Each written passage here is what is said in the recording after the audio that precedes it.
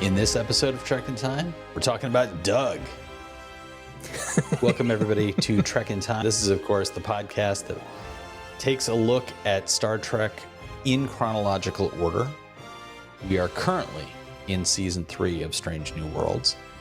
This is us moving backward in time chronologically because we were partway through the second season of the original series, but when the new seasons of new series drop and they fall within something that is technically in our past, we're going to jump back and take a look at it. So we're taking a look at Episode 7, 4.5 Vulcans, Season 3 of Strange New Worlds. Welcome, everybody, to Trek in Time.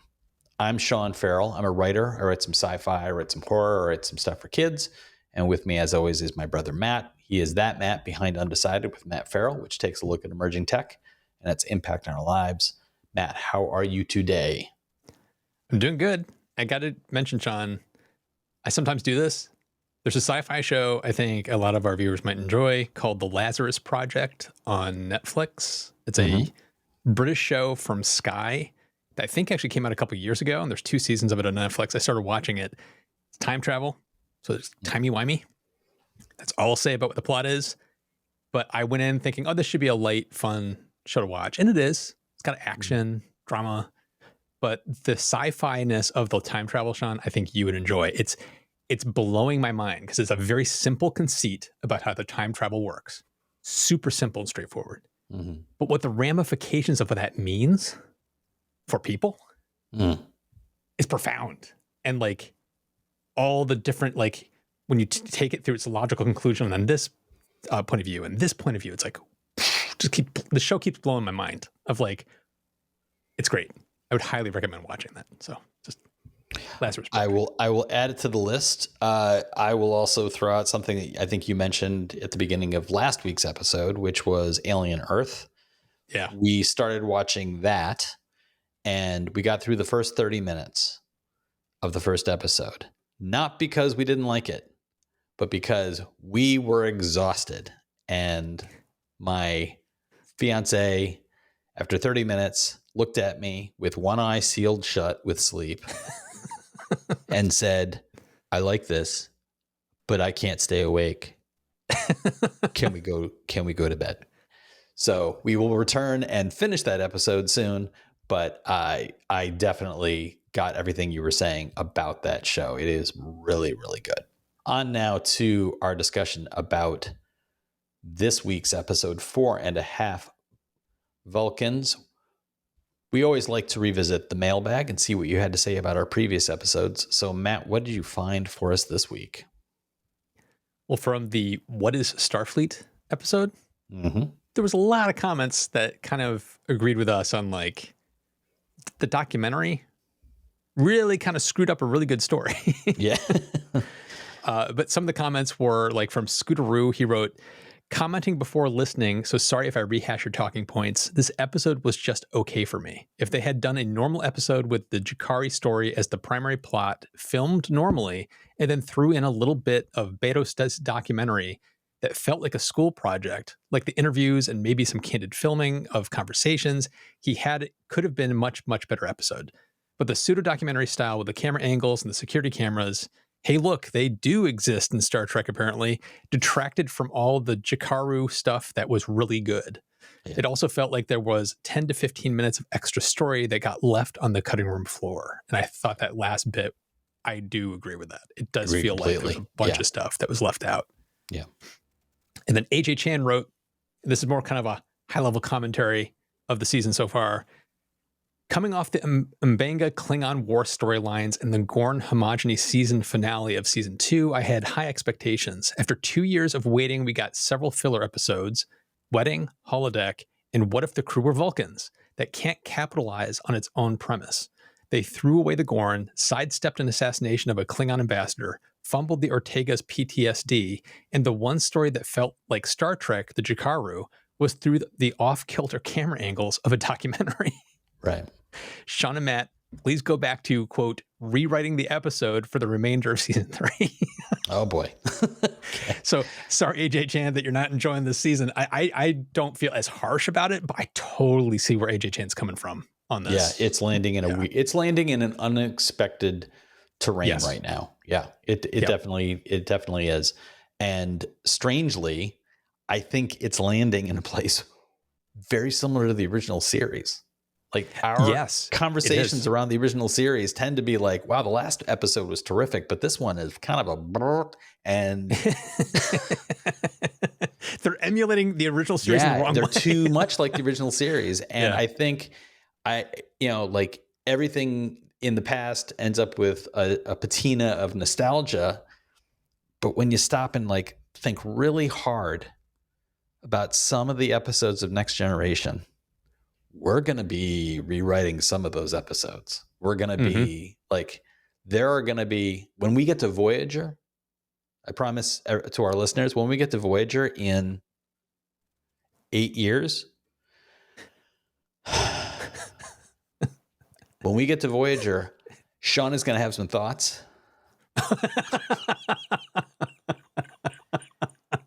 And I frequent the Reddit, community for Star Trek, and I see the general zeitgeist around Trek and the way that Voyager resonates with a big portion of the community as one of the best.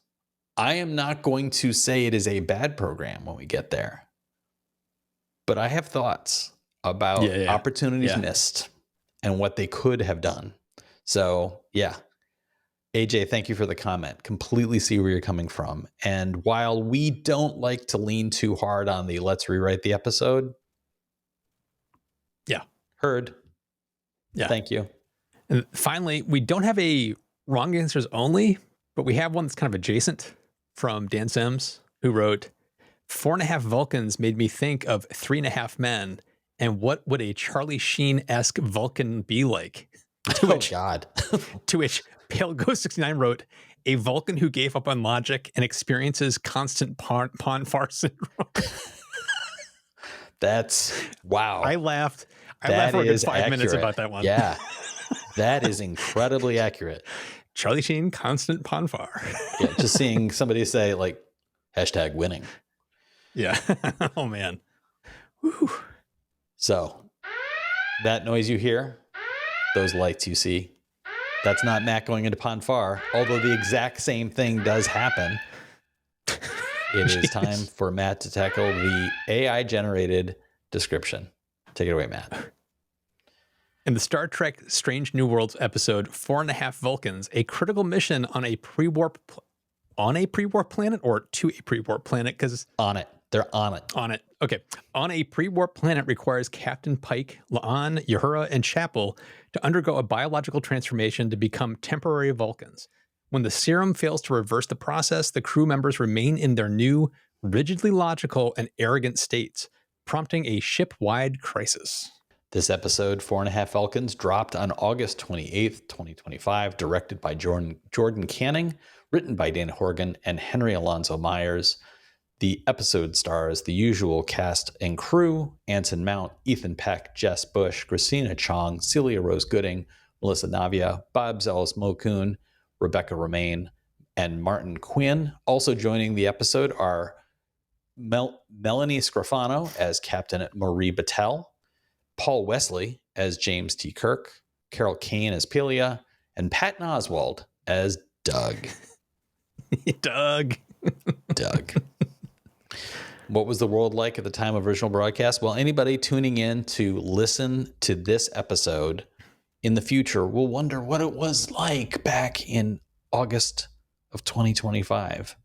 Well, the song we were all singing along to, and Matt's about to do an amazing rendition. I don't want to get anybody's hopes up, but it sounds just like Sabrina Carpenter. That's right. It's the song Tears from her album Man's Best Friend, which appears to be her attempting to recreate the Spinal Tap album cover from the mockumentary. Take it away, Matt. Terrific as always. And at the movies, we've got some new films appearing in the top slots. According to Rotten Tomatoes, we have Caught Stealing. We have The Thursday Murder Club, which I happened to watch just last night. Recommend. Hey, good. A fun film. It's a fun film. Good. And The Roses. I will say this about The Thursday Murder Club. The book is better.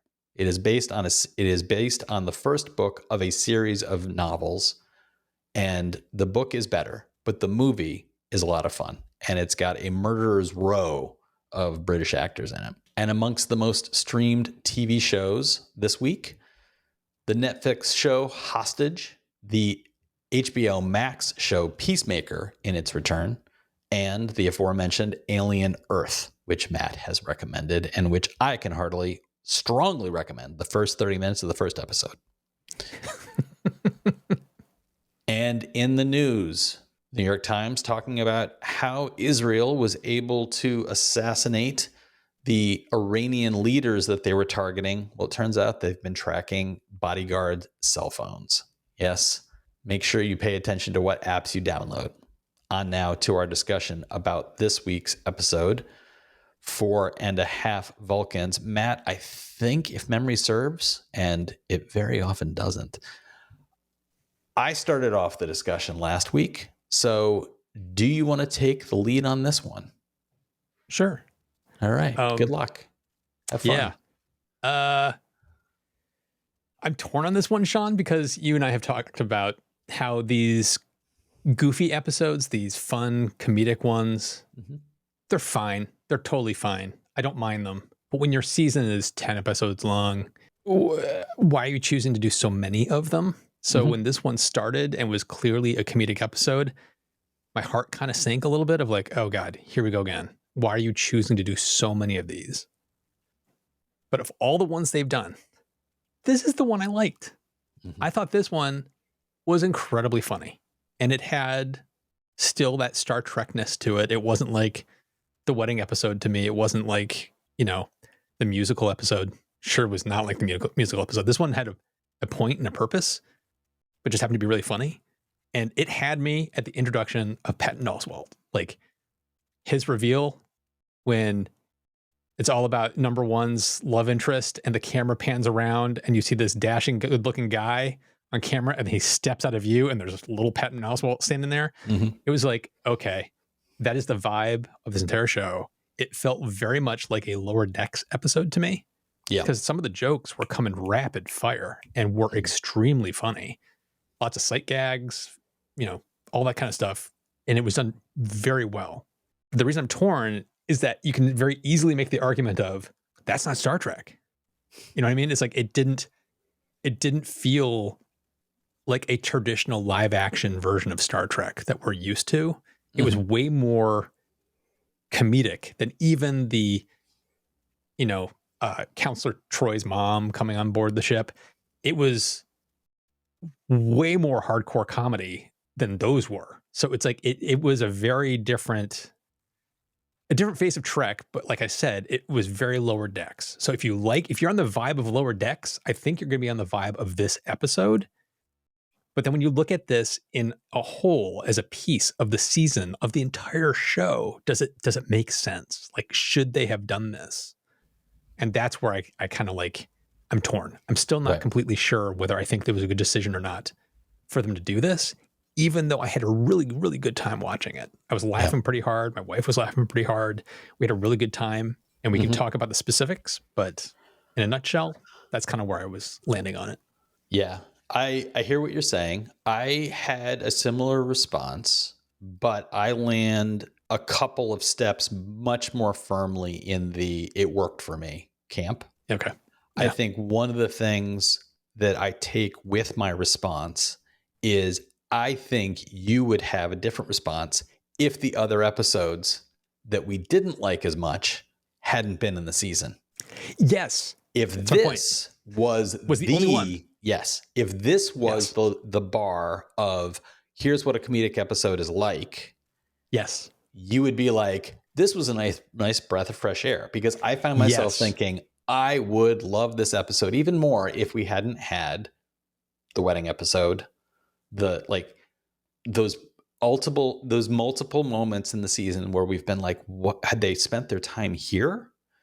And this one, I was like, okay, the magic science at the beginning, which makes zero sense, was forgivable to get to the ultimate point of the episode. Because the whole, like, we're going to inject you with this thing to turn you into Vulcans. First of all, no. Second of all, none of that brings with it the emotional control. None of this makes any sense from any perspective, not even within the confines of Star Trek. But who cares? Because the point is they begin to behave like Vulcans. And I think that there was enough Trekness for me. The Trekness appeared in Spock. Mm-hmm. You get this little moment of heartbreak every time he's insulted for being a half Vulcan, because It's the funniest running joke. they manage to have these moments where you get to see him as a Vulcan respond to not being Vulcan enough. It is effectively a story of othering. It is a story of racism. And it is a story of racism where when humans are racist towards Spock, it's in the Bones model of like, it's an emotional outburst. Bones is cantankerous and takes it out on Spock, and that's not fair and that's not okay. But here you have the people who are arguably saying we morally and ethically are okay to do this. We're doing it from a defensible position, and it's indefensible. They are just being awful. And when, oh, they're kind of bullies. And his response, Vulcans can be bullies. And if you know his character background, if you know the animated episode where you see him as a child, you see like, and Ethan Peck's acting in that moment, really appreciate.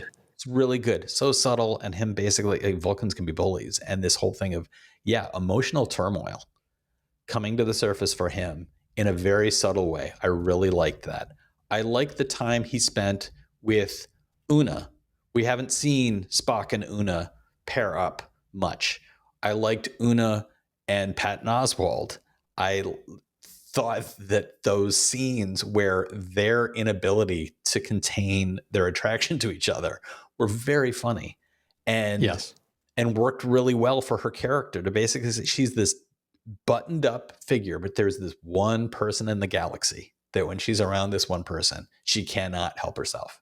And I thought, I couldn't help but think, Patton Oswalt, if you could travel back in time and tell like 14 or 15-year-old Patton Oswalt, you're eventually going to be a Vulcan on Star Trek. You are eventually going to be a Vulcan on Star Trek, and you will ad-lib a comedic moment in Parks and Rec that will then become literally turned into the opening of a Boba Fett TV series.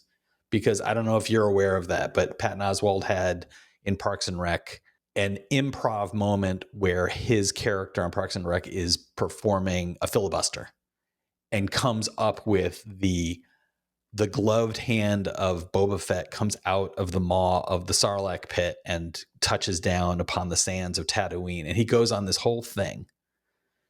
And when they were making the Boba Fett TV show, they literally referenced his depiction of that. So to travel back in time and tell little Patton Oswalt, literally little Patton Oswalt, someday you're going to be doing all these things that you're geeking out about now, but you're going to actually have a career where you get to do these things professionally. I found myself thinking, I'm so happy for him that he got to play Doug. Yeah. And the introduction of Doug, I found legitimately funny.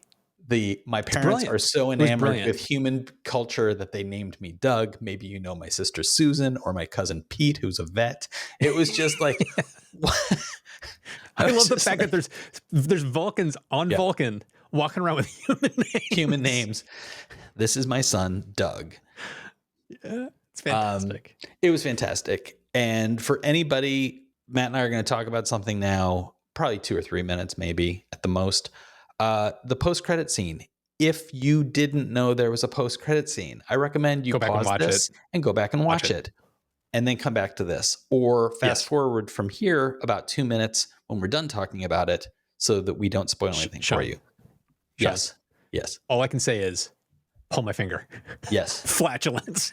Pull my finger. Flatulence. The post-credit scene makes the episode. It's a chef's kiss. Brilliant. Absolutely brilliant. Ethan Peck at the very end, when Patton Oswalt, you know that Patton Oswalt and he improv'd that. Yes. And that he then, when Patton Oswalt's response to that final moment is just to turn silently and walk away slowly.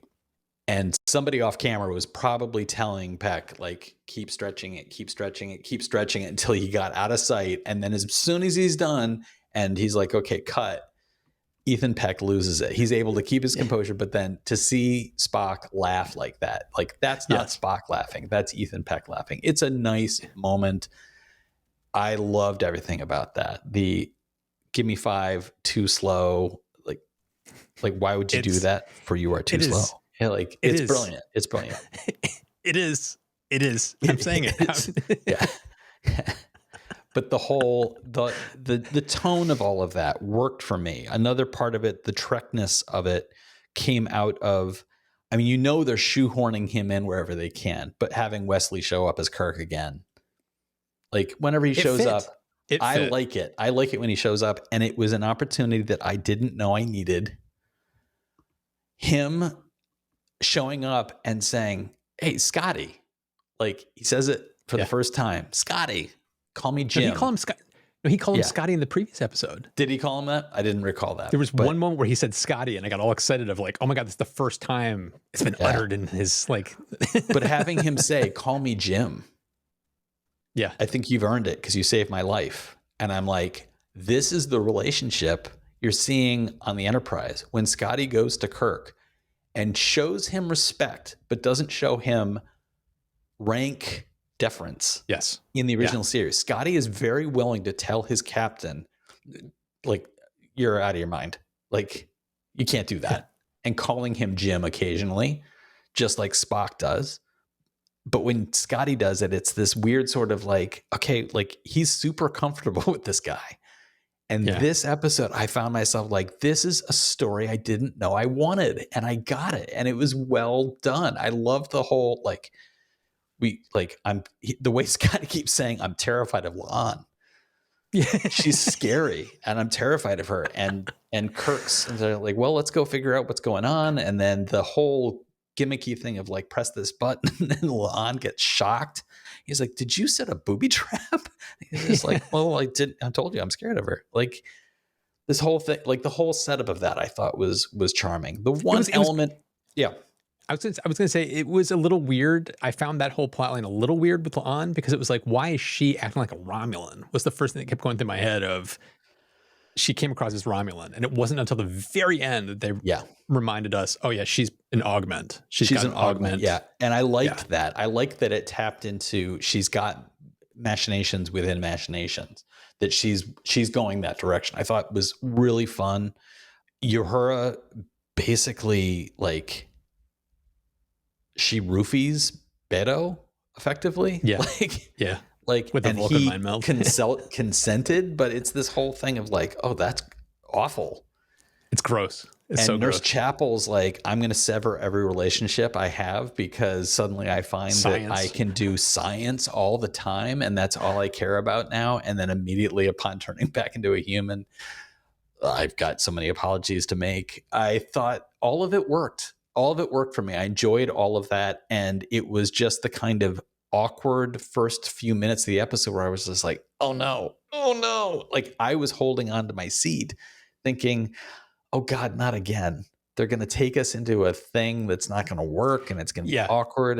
But this was the one that I was just like, God, they really should have figured this tone out and then made everything measure up to this if they were going to go for comedy, because this one is the one that's doing it. So I like this episode. I certainly wouldn't say like best episode of the season, but I would say best comedic episode of the season. And I found myself in this is what they were going for with The Trouble with Tribbles. This is that spirit. So this to me does feel like Trek.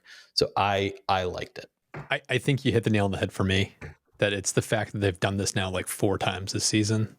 Mm-hmm. It's like, why are you spending half of your season making jokey episodes? It's like that should be a quarter at most of your episodes, but it doesn't detract from this being a really well executed version of this. Yeah. And I want to just double down on Ethan Peck's performance. This is why it's like Data on Next Generation. It's like when you're playing a character in Nimoy that is not supposed to have emotion, but you still convey so much emotion like under the surface. Peck nailed it every time somebody says 4.5 Vulcans beaming down or something like that, Yeah. and it cuts to him, He and cuts it's to like his Yeah. he is keeping that Vulcan just coolness, but you can just see in his eyes that there's clearly this Hurt. like a gut punch Yeah. every time somebody says that, but it's so freaking subtle and just well acted. Like Ethan Peck is really, really good in this episode. Yeah. Where I was in the beginning having my uh-oh moment was Pike's hair. And as much as I liked Pike's hair, because it was a funny sight gag Yeah. of how helmety and tall it was when you said the injection makes no sense. It makes zero sense. Yeah. But to double down on that, how would it affect his hair like that? It makes absolutely, like, it's bonkers that it would be like that. Yeah. And I wish they could have come up with a rationale for why that happened. Like maybe he, in the transformation, his hair's all disheveled, but he stands up and goes like this, and his hair maybe, you know what I mean? Yeah. They could have done something subtle, but it was just like, Yeah. it was very funny that they're mocking his Well, there are crazy moments hair. where I think that they could have like doubled and tripled down on some of the comedy. Yes. Like it would have Yes. been funny if, like, when he had initially transitioned and came back up, if Mbenga had been like, looked at him and been like, is there something about Vulcan follicles that would do that? And having him look at Spock, and Spock just kind of like shrug, like, I can't explain just play it. it off. Like, just play it off as just like adding a few more jokes in like that. And Mbenga's response to the whole situation, Pelia's response to the whole situation, all of these things worked for me. And one thing that we didn't talk about, like for me, the tone, the joke at the beginning of the episode that let me know, okay, maybe this one's going to work, was Spock saying, you will have a brief moment of a sensation. It will not be discomforting. Then there will be this. And like he preps them all for it. And then they go through terrible, agonizing pain. And I was like, this is a joke that they would have used in the original series, where it would have been Spock doing a thing and saying, I didn't find it uncomfortable. And everybody else would have been like, good Lord, like, how do you manage that? I found that joke at the very beginning. I was just like, okay, maybe this will work. Maybe this will be okay. And then thought that the episode was going to rely on, like, okay, is this episode going to be about the awkwardness of the mission, given Spock doesn't like being around 4 full Vulcans? And the moment it was just like 30 seconds in and we're done. And I was like, oh, now I see where they're going. So it was like all of that. And for the comments, this is what I want to ask people. Did you have one of the 4 Vulcan storylines that you thought worked the best? Jump into the comments and let us know. Was it Pike becoming an OCD fixated clean freak? Or was it Chapel's severing of all of her personal relationships? Was it Uhura manipulating a guy into becoming mind melded and brainwashed as a result? Or was it I think I'm not a Vulcan, I may in fact be a Romulan on? Let us know in the comments. Also, don't forget, when you're jumping down there, jump in with wrong answers only for the next episode, which is Terrarium. I know what my wrong answer only would be for that. I'll share it next week. Matt, is there anything else about this episode that you wanted to jump in with? Other than I actually hope they bring Doug back. So I'd like to see, and given, I'd like to see Doug given come back. who it is, I would be surprised if we don't see Doug come back in some fashion. Yes, I also vote for his return. So thank you, everybody. While you're commenting, don't forget to like, subscribe, and share with your friends. Those are easy ways for you to support the program. And if you'd like to support us more directly, go to trekintime.show. Click the join button there. Allows you to throw some coins at our heads, and then we get down to the heavy, heavy business, talking about Doug. Thank you, everybody, for taking the time to watch or listen. We'll talk to you next time.